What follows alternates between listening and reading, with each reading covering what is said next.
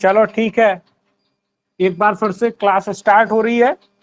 ध्यान दीजिए, औरंगजेब औरंगजेब का जो शासनकाल था वो 1658 से 1707 ईस्वी तक चला है। 1658 से शुरू होकर के 1707 ईस्वी तक चला है। औरंगजेब का जन्म जो था, औरंगजेब का जो जन्म था, औरंगजेब का जन्म 3 नवंबर 1608 को हुआ था।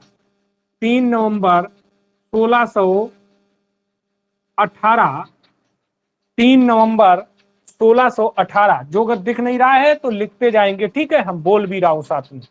3 नवंबर 1618 को दोहद उज्जैन में हुआ था।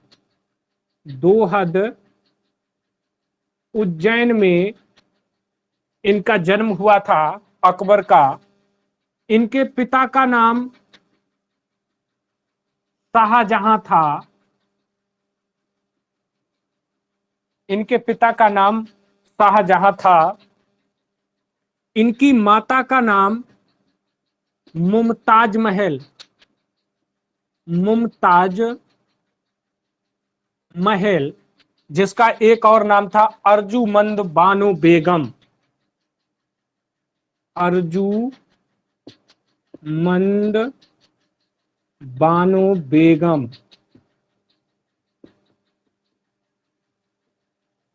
ये इनकी माता का नाम था औरंगजेब की, क्योंकि शाहजहां की जो पत्नी थी उनका नाम क्या था? मुमताज महल। पिछले वीडियो में पढ़ाया था, ठीक है। शाहजहां के बारे में सारी चीजें लिखाई हैं, ठीक है। और शाहजहां की पत्नी जो थी मुमताज महल थे, मुमताज महल, जिनको अर्जुमंद बानो बेगम भी कहा जाता था। इनका राज्याभिषेक 2 बार हुआ था। ऐसा मुगल कालीन शासक कौन था जिसका राज्याभिषेक 2 बार हुआ? औरंगजेब और अकबर भी थे। तो एक हुआ था इनका जुलाई 1658 में, पहला राज्याभिषेक जो था जुलाई 1658 में, और दूसरा जून 1659 में। 2 राज्याभिषेक इनके हुए थे। इन्हें एक उपाधि दी गई थी। इनकी उपाधि कौन सी थी? उपाधि, इन्हें एक उपाधि दी गई थी जिसका नाम था अब्दुल, बहुत बड़ी उपाधि दी गई थी, अब्दुल मुजफ्फर, अब्दुल मुजफ्फर मुहिउद्दीन, मुहिउद्दीन मुजफ्फर, मुजफ्फर औरंगजेब, औरंगजेब, औरंगजेब बहादुर आलमगीर, बहादुर आलमगीर, बहादुर आलमगीर बादशाह गाजी, बादशाह गाजी, ये इन्हें एक उपाधि दी गई थी। तो परीक्षाओं में क्वेश्चन पूछा जाता है, बहादुर आलमगीर के नाम से किसे जाना जाता है? इतना तो पूरा उपाधि आपसे नहीं पूछेगा, क्योंकि आपको वनडे एग्जाम देना है। तो वनडे एग्जाम में जो है वो इतना लंबा तो नहीं पूछेगा, पर आपसे बहादुर आलमगीर की उपाधि किसे दी गई, ये बहुत बार क्वेश्चन परीक्षाओं में पूछा जा चुका है, वनडे एग्जामों में। तो इसलिए आपको ये याद रखना होगा कि बहादुर आलमगीर जो है वो औरंगजेब को कहा गया है। औरंगजेब का जन्म जो था वो 3 नवंबर 1608 ईस्वी दोहद उज्जैन में हुआ था। इनके पिता शाहजहां थे, माता मुमताज महल, जिन्हें अर्जुमंद बानो बेगम कहते हैं। ठीक है, अगला देखिए। इसके बाद में इनके गुरु का नाम क्या था? इनके गुरु का नाम मीर मोहम्मद हाकिम था।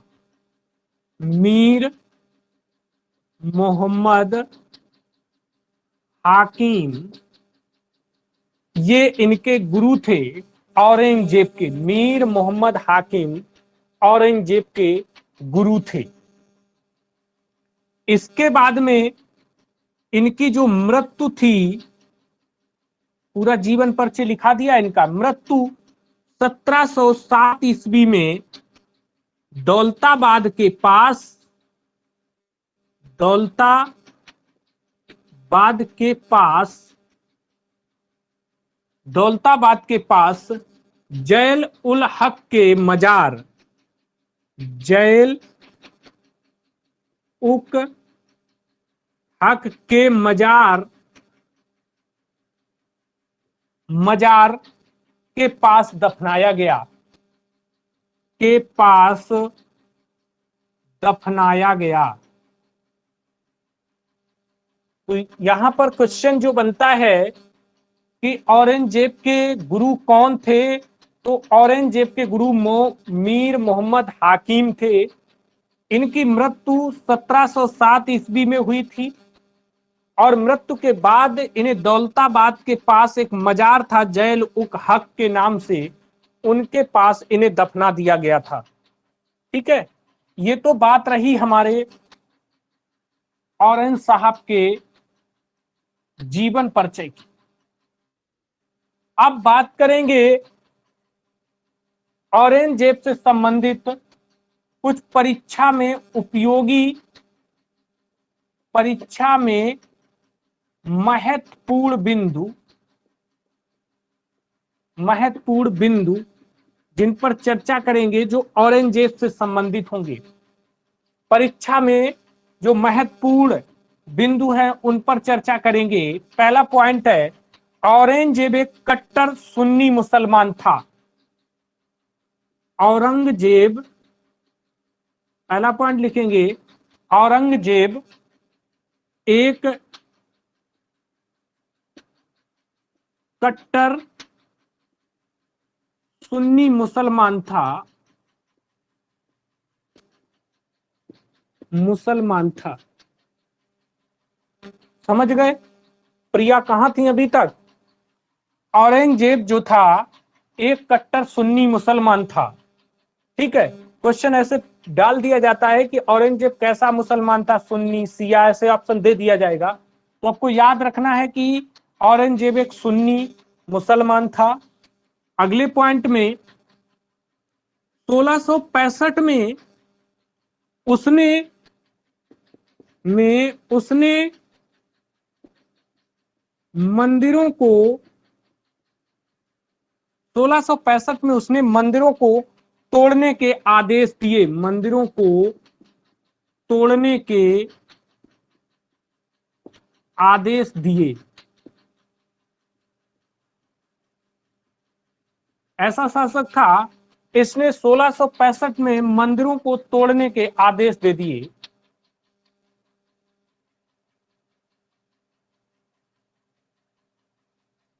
नहीं तो ऐसा नहीं है,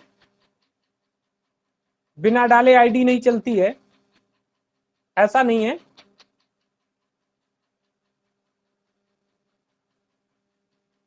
एक बार ही आईडी डालनी होती है, बार बार नहीं डालनी होती है।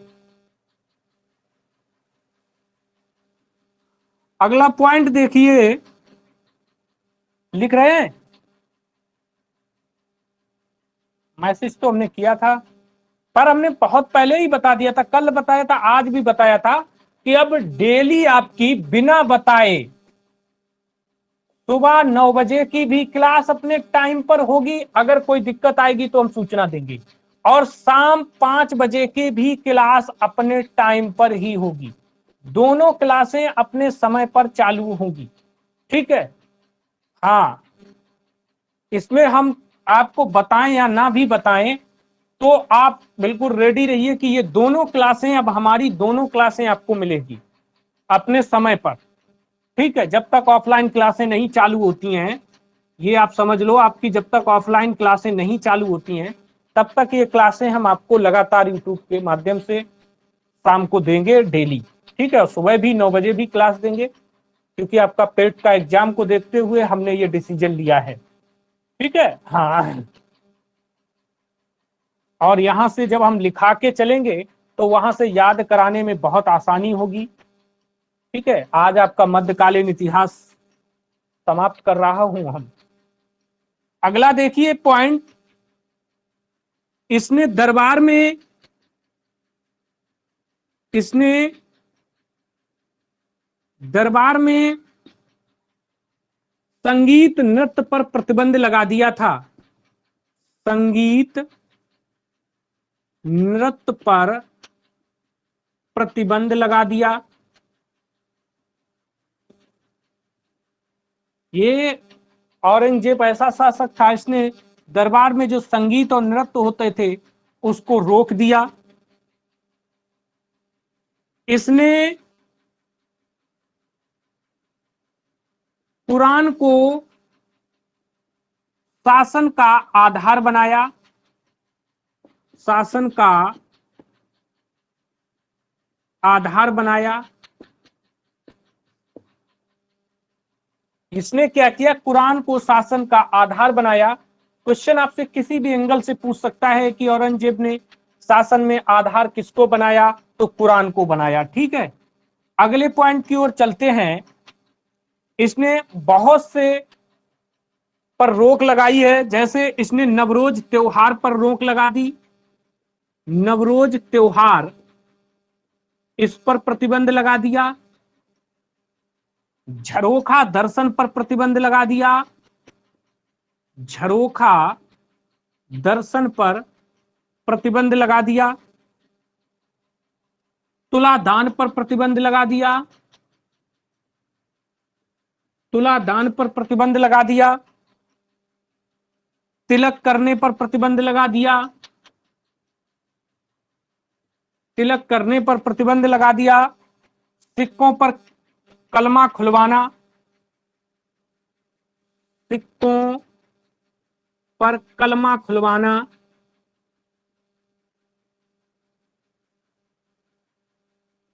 सिक्कों पर कलमा खुलवाना पर भी प्रतिबंध लगवा दिया इसने। सिजदा पैबोस पर प्रतिबंध लगा दिया। सिजदा और पैबोस प्रथा जो थी,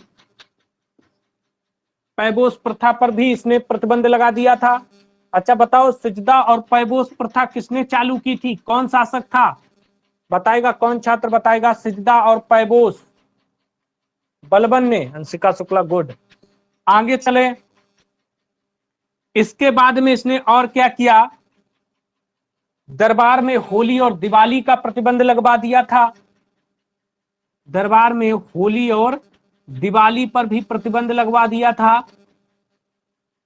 वैश्यावृत्ति, वैश्यावृत्ति पर भी प्रतिबंध लगवा दिया था।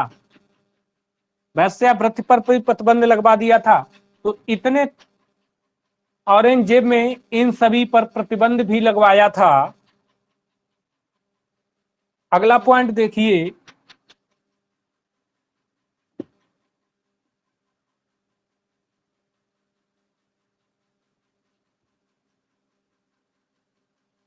अगला पॉइंट है जजिया कर शुरू कर दिया। पुनः जजिया कर शुरू किया। पुनः जजिया कर शुरू किया 1679 में। 1679 में पुनः जजिया कर शुरू कर दिया, जो कि जजिया कर पे रोक लग गई थी उसको फिर से चालू कर दिया। इसने दारुल हर्ष, इसने दारुल हर्ष, कोष्टक में लिख लेंगे गैर मुसलमान देश, गैर मुसलमान देश, गैर मुसलमान देश। हाँ बिल्कुल, अकबर ने रोक लगाई थी, हाँ सही है। गैर मुसलमान देश को दारुल इस्लाम, को दारुल इस्लाम, दारुल इस्लाम, इस्लाम का राज्य जिसे बोलते क्या है, इस्लाम का राज्य बनाने का प्रयास किया, बनाने का प्रयास किया।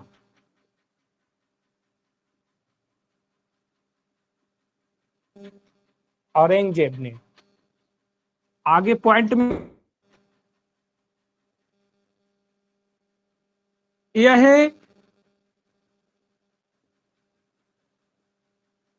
नैतिक स्तर पर काफी ऊंचा था,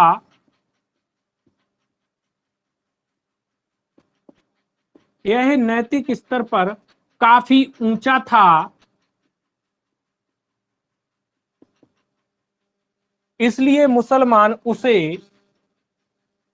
इसलिए मुसलमान, इसलिए मुसलमान इसे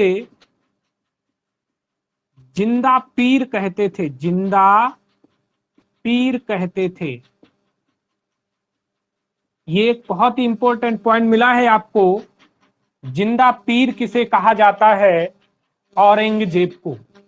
किसे कहा जाता है, औरंगजेब को जिंदा पीर।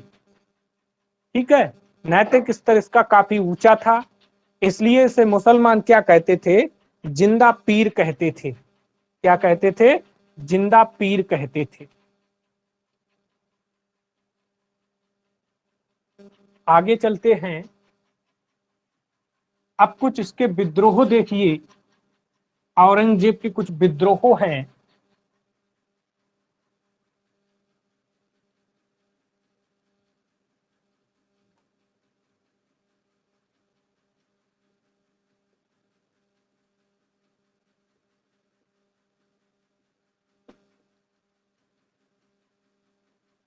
प्रमुख विद्रोह एवं विजय, हेडिंग रहेगी आपकी प्रमुख विद्रोह एवं विजय। किस तरह से इसमें पहला रहा है जाट विद्रोह।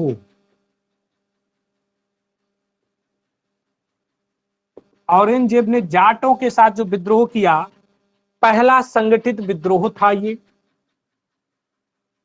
पहला संगठित विद्रोह था,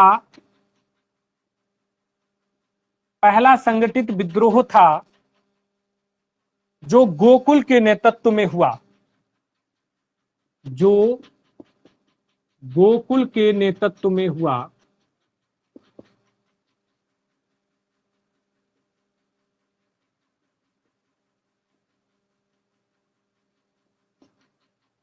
जाटों का विद्रोह, जाटों का जो नेतृत्व था वो गोकुल ने किया, और गोकुल की तिलपत के युद्ध में मृत्यु हो जाती है। तिलपत का युद्ध जब था हुआ, तिलपत के युद्ध में जो था 1686 में गोकुल की मृत्यु हो जाती है। क्या हो जाती है, गोकुल की हो जाती है। उसके बाद 1686 में, उसके बाद 1686 में इसका नेतृत्व राजा राम ने किया। जाटों का किसने किया, राजा राम ने, राजा राम ने नेतृत्व किया।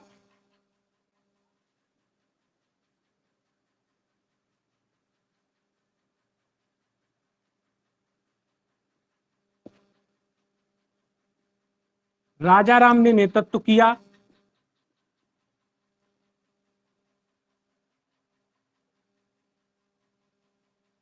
और राजा राम ने क्या किया, अकबर के कब्र से हड्डियां निकलवा करके, अकबर की, अकबर की, अकबर के कब्र से हड्डियां निकलवा करके उन्हें जलाया। और ये चीज औरंगजेब को बिल्कुल पसंद नहीं आई, और ऐसे में राजा राम और औरंगजेब के में विद्रोह हुआ। राजा राम का भी मृत्यु हो जाती है। राजा राम की मृत्यु के बाद उसका भतीजा जो था चूड़ामण, चूड़ा चूड़ामण, इसने नेतृत्व किया, चूड़ामण ने नेतृत्व किया। और इस चूड़ामण का नेतृत्व जो था, इसमें विद्रोह चलता रहा छुटपुट, क्योंकि फिर ज्यादा कुछ बल रहा नहीं जाटों के पास, तो विद्रोह कभी इनका खत्म नहीं हुआ, चलता ही रहा। विद्रोह क्या हो गया, चलता रहा। ठीक है, तो इस तरह से जाट विद्रोह होने के बाद दूसरा विद्रोह सतनानियों का विद्रोह, दूसरा विद्रोह जो था सतनानी सतनामियों सतनामियों का विद्रोह, सतनामियों का विद्रोह जो था, इन्हें इन सतनामियों को मुड़िया कहा जाता था। क्या कहते थे, मुड़िया। मुड़िया इन्हें इसलिए कहते थे क्योंकि ये सब मूड़ मुड़ा के रहते थे, यानी सर के जो बाल थे वो हमेशा घुटा के रखते थे, इसलिए सतनानियों को जो था वो मुड़िया कहा जाता था। इस विद्रोह को भी औरंगजेब ने बड़े आराम से जीत लिया, औरंगजेब ने आराम से जीत लिया।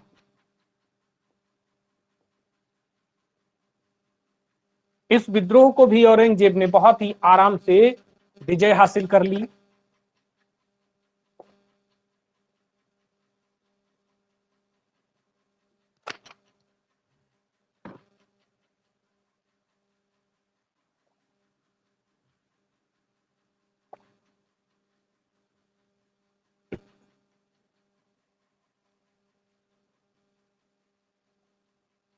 इसके बाद सिखों का विद्रोह हुआ।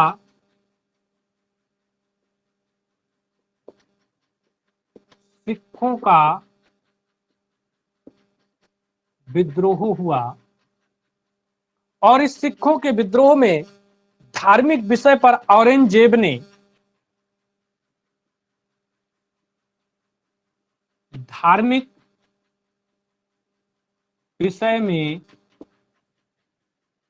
विषय पर औरंगजेब ने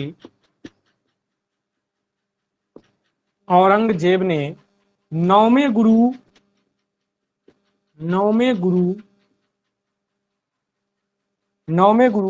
तेग बहादुर की हत्या कर दी। नौवें गुरु तेग बहादुर की हत्या कर दी।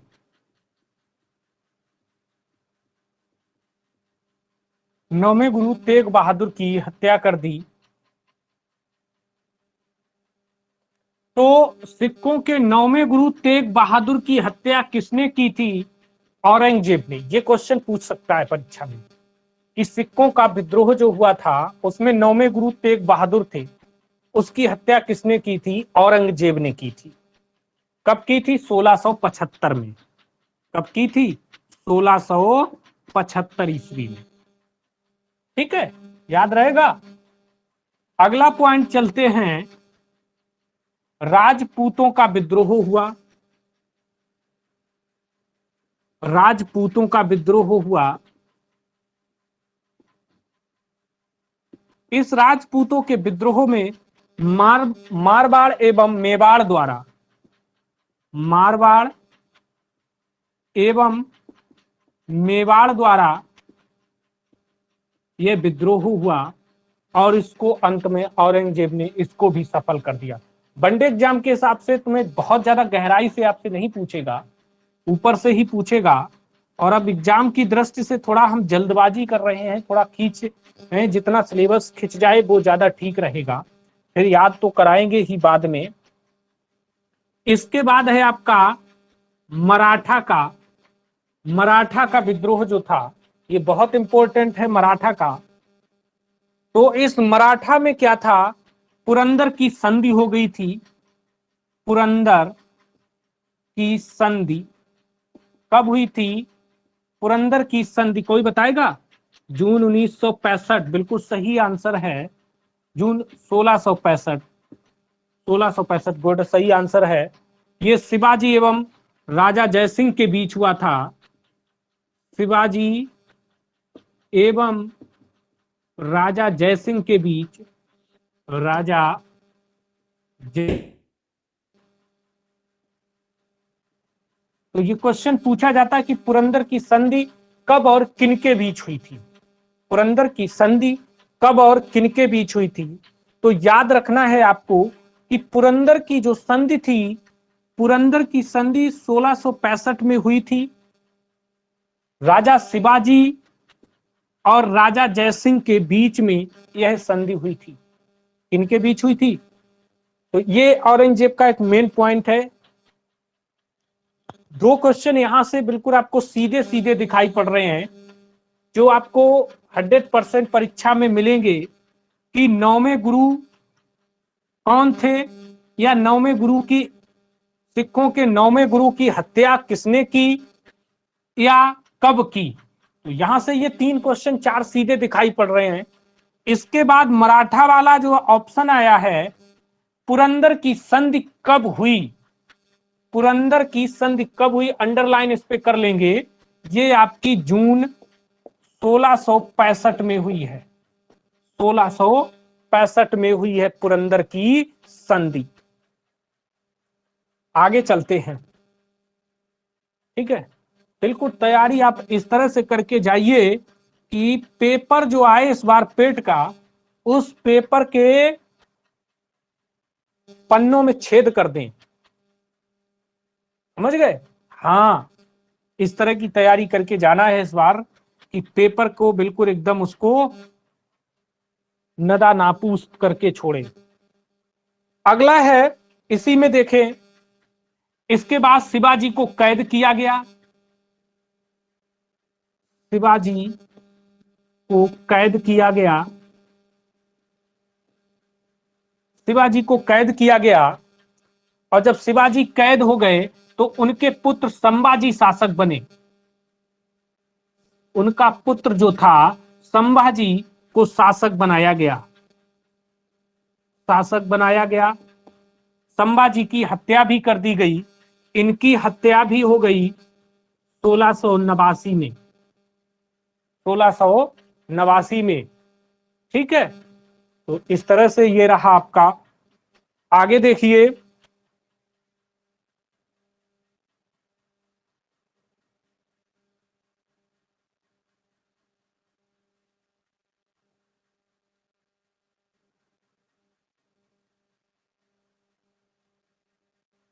इसके बाद दक्षिण भारत,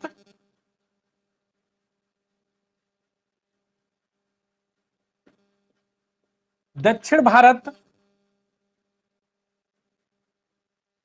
जो दक्षिण भारत 1682 में औरंगजेब पहुंचे हैं, वहां पर उन्हें विजय कहां कहां मिली है।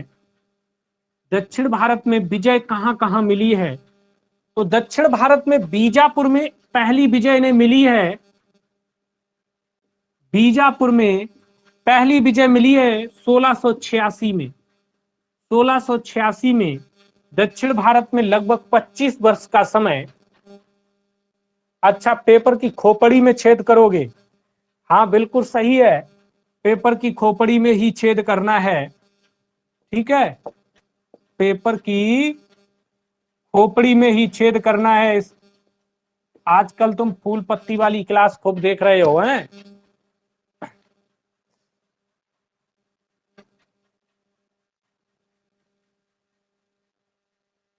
बीजापुर 1686, बीजापुर 1686 में पहला विजय मिला है। फिर इन्हें दूसरा गोलकुंडा में भी दक्षिण भारत में ये उपलब्धियां हासिल की हैं। गोलकुंडा 1687 में, गोलकुंडा 1687 में, गोलकुंडा कब मिला है? 1687 में। इसके बाद इन्होंने मराठा से संघर्ष किया, मराठा से संघर्ष किया, मराठा से संघर्ष किया है। और दक्षिण भारत औरंगजेब का कब्रिस्तान सिद्ध हुआ। दक्षिण भारत जो था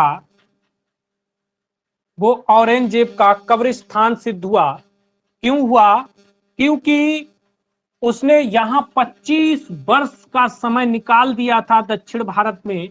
जिस जिस समय दक्षिण भारत में वो समय निकल गया था, तो उत्तर भारत में उस तरह से वो अपना विस्तार नहीं कर पाया। इसलिए औरंगजेब के लिए दक्षिण भारत कब्रिस्तान बोला जाता है। बहुत से इतिहासकारों ने दक्षिण भारत औरंगजेब का कब्रिस्तान बोला है। ठीक है, आगे चलते हैं।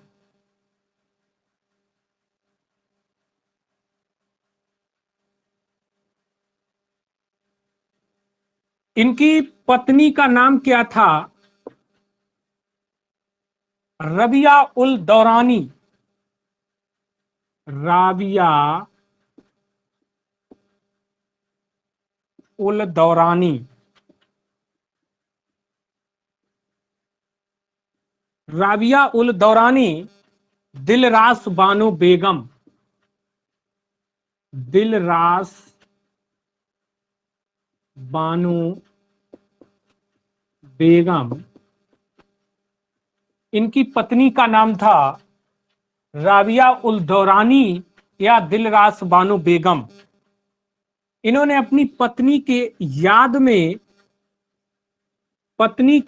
में क्या बनवाया था, बताएगा कोई? उसका क्या नाम था जो पत्नी के याद में औरंगजेब ने बनवाया है?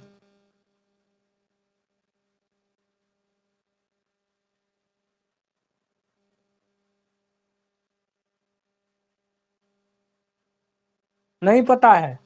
मकबरा। अरे मकबरा तो बनवाया, उस मकबरा को क्या बोला जाता है? बीबी का मकबरा। बीबी का मकबरा। बीबी का मकबरा जो था, बिल्कुल औरंगाबाद में है। ये बहुत परीक्षाओं में पूछा जाता है कि बीबी का मकबरा कहाँ स्थित है, तो ये आपका औरंगाबाद में है। बीबी का मकबरा जो है वो औरंगाबाद में इसका निर्माण कराया था। कब कराया था? 1678 और 79 में इसका निर्माण कराया था अपनी पत्नी के याद में औरंगजेब ने। इसे द्वितीयक द्वितीयक ताजमहल कहा गया। द्वितीयक ताजमहल कहा गया है।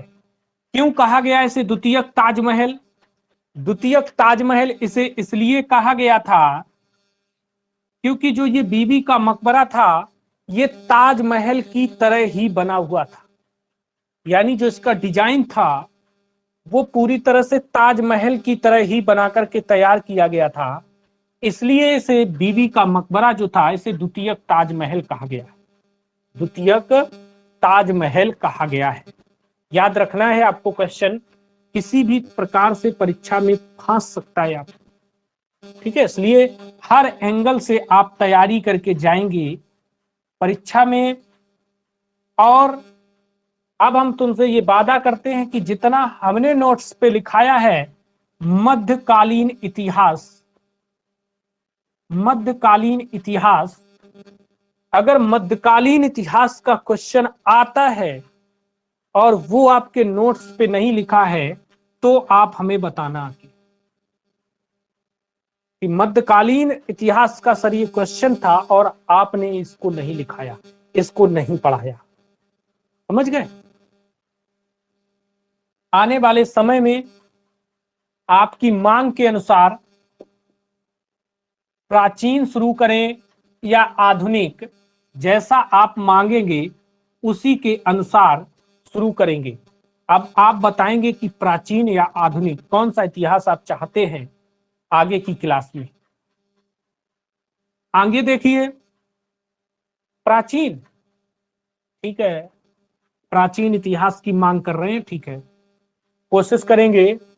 प्राचीन इतिहास लगभग 27 से 30 वीडियो में पूरा करने की कोशिश रहेगी।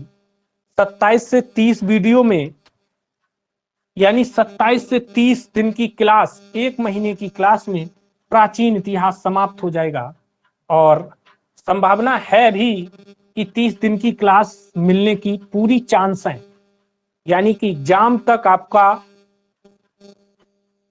इसको पूरा किया जा सकता है, हो सकता है, लेकिन डबल क्लासें चाहिए ना, उसी के साथ में आपकी 15 दिन कैंसिल हो जाएंगे उसके क्वालिटी के। पर लेकिन ऑफलाइन जैसे क्लासें हो सकती हैं तो हम दोनों क्लासें एक दिन दोनों क्लासों के पीरियड लगा सकते हैं, सुबह और शाम को। कोशिश ये रहेगी, ठीक है, पढ़ना आपका काम है, मेहनत करना हमारा काम है। जब तक आपका एग्जाम नहीं हो रहा तब तक ये सारी चीजों की कोशिश हम करेंगे। आगे देखो, दिल्ली में लाल किले में मोती मस्जिद का निर्माण कराया। मोती मस्जिद का निर्माण कराया। तो दिल्ली में जो लाल किले में मोती मस्जिद का निर्माण था वो औरंगजेब ने कराया है। किसने कराया है? औरंगजेब ने कराया है। इसके बाद में अगला पॉइंट है, मुगल सेना में सर्वाधिक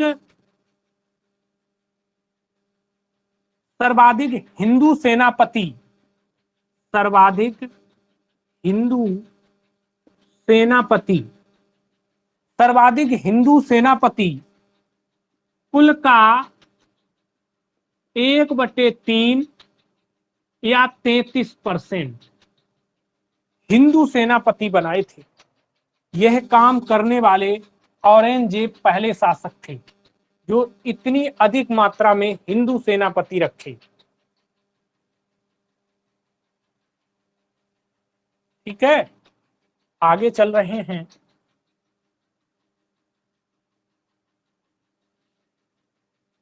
इसके बाद में हिंदुओं पर कर विभाजन।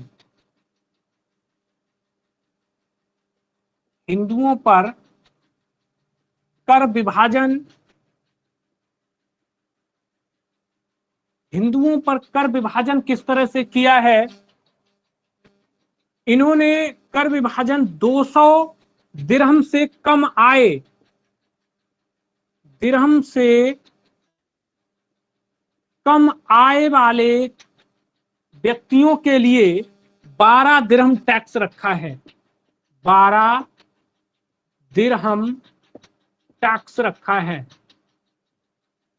ठीक है, यानी कि हिंदुओं पर जो कर का विभाजन किया था, जिसकी आय 200 दिरहम से कम आय की थी तो उस पर 12 दिरहम टैक्स लगता था। जिसकी 200 से लेकर के 10,000 दिरहम तक आय थी, उस पर 24 दिरहम टैक्स लिया जाता था। 24 दिरहम टैक्स लिया जाता था। परीक्षाओं के हिसाब से मजबूत क्वेश्चन है ये। एक कोई अब नया अब आ रहा है संख्या बढ़ाने के लिए, है लास्ट में जब क्लास खत्म होने जा रही है। इसके बाद 10,000 प्लस दिरहम के लिए, दिरहम तक के लिए 48 दिरहम टैक्स रखा है।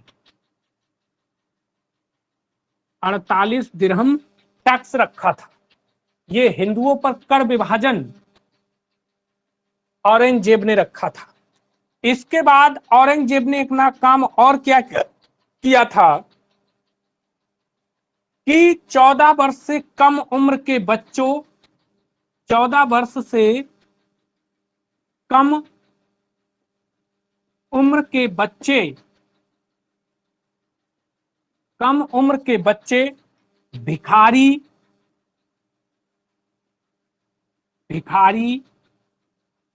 गरीब स्त्रियां,